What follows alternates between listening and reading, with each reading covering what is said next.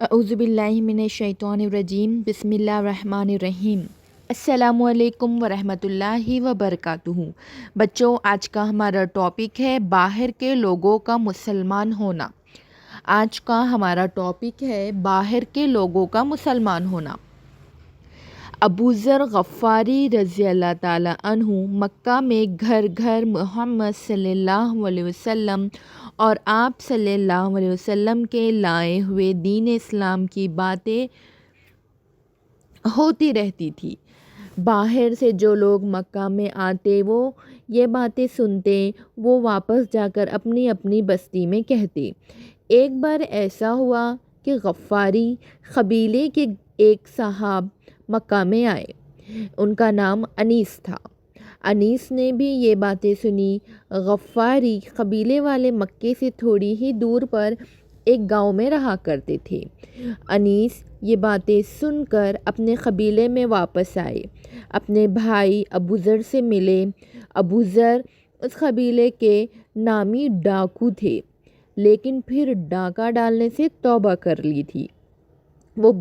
وہ بتوں کی بندگی سے بھی توبہ کر چکے تھے، لیکن یہ نہ جانتے تھے کہ ایک خدا کو کس طرح پوجے۔ انیس نے مکے سے آ کر ان سے کہا، خدا کی قسم، مکے میں ایک شخص ہے محمد صلی اللہ علیہ وسلم، ان کا نام ہے۔ اے ابو ذر، محمد صلی اللہ علیہ وسلم وہی بات کہتے ہیں جو تم کہتے ہو، اور ان کو ایک اللہ کی عبادت کا طریقہ معلوم ہے، وہ طریقہ جو حضرت ابراہیم علیہ السلام کا تھا۔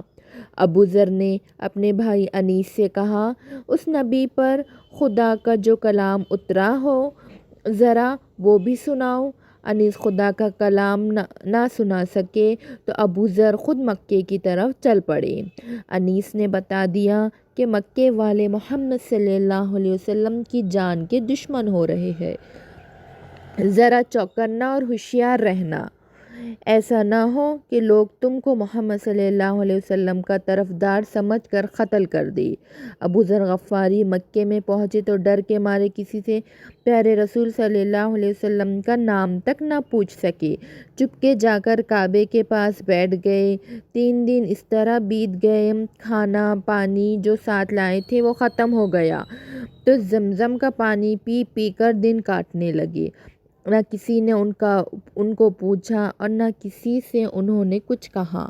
ایک دن اچانک حضرت علی رضی اللہ عنہ اس طرف آ نکلے۔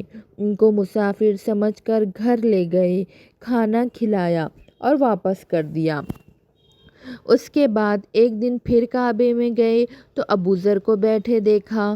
بولے، تم کو ابھی تک کوئی ٹھکانہ نہیں ملا؟ یہ کہہ کر پھر گھر لے کر گئے، کھانا کھلایا، حال پوچھا۔ ابو ذر نے کہا کہ پہلے وعدہ کرو کہ جو کچھ میں پوچھوں گا وہ تم خاموشی سے سنو گے اور کسی سے نہ کہو گے۔ حضرت علی رضی اللہ عنہ نے وعدہ کیا۔ ابو ذر غفاری رضی اللہ عنہ نے ڈرتے ڈرتے حضور صلی اللہ علیہ وسلم کے بارے میں پوچھا۔ حضرت علی نے ان کو دلاسا دیا کہ گھبرانے کی بات نہیں، میں خود مسلمان ہوں اور خدا نے تم کو ٹھیک راستہ بتایا۔ یہ کہہ کر ساتھ لے چلے اور کہہ دیا کہ راستے میں مجھ سے کچھ نہ بولنا، اگر کوئی کھٹکے کی بات ہوگی تو میں چپکے سے اشارہ کر دوں گا، میں چپکے سے تم کو اشارہ کر دوں گا۔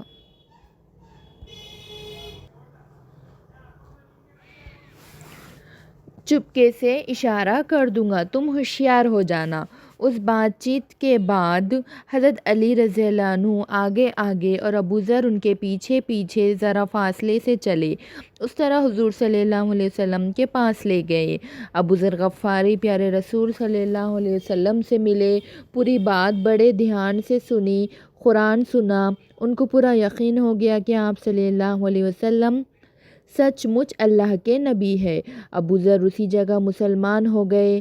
مسلمان ہونے کے بعد کعبے میں پہنچے، وہاں قریشی سردار بیٹھے باتیں کر رہے تھے۔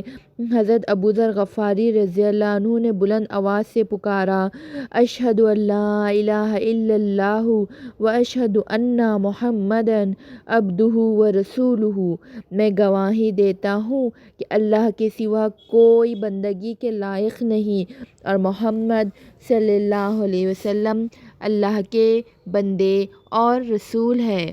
قریشی سرداروں نے یہ سنا تو سمجھ گئے کہ یہ شخص مسلمان ہو گیا۔ بس پھر کیا تھا، سب دوڑ پڑے اور اتنا مارا کہ گرا دیا۔ اتنے میں حضرت عباس آ گئے۔ انہوں نے قریش سے کہا، ارے کیا غضب کرتے ہو، یہ غفاری نوجوان ہے، اگر تم نے اسے مار ڈالا تو پھر اس قبیلے والے اپنی طرف تم کو نکلنے نہیں دیں گے اور تمہارے قافلوں کو لوٹ لیا کریں گے۔ حضرت عباس رضی اللہ تعالیٰ عنہ نے یہ کہا تو قریش رک گئے۔ حضرت عباس رضی اللہ عنہ نے ابو ذر رضی اللہ عنہ کو اٹھایا، وہ اٹھے، پانی پی کر دم لیا، پھر زور سے کلمہ شہادت پڑھا۔ قریش پھر دوڑے لیکن حضرت عباس رضی اللہ عنہ نے پھر بچا لیا اور ابو ذر سے کہا، اے جوان، اپنے گھر جا، خدا تیرا حافظ ہے۔ ابو ذر رضی اللہ عنہ اپنے گھر واپس آئے، غفاری قبیلے میں اسلام پھیلانے لگے۔ تھوڑے ہی دنوں میں آدھے لوگ مسلمان ہو گئے۔ پاس ہی ایک گاؤں میں اسلم کا قبیلہ رہتا تھا، وہاں کے لوگ غفاری قبیلے والوں سے ملتے رہتے تھے۔ انہوں نے بھی اسلامی باتیں سنی، وہ سب کے سب مسلمان ہو گئے۔ جزاک اللہ خیر۔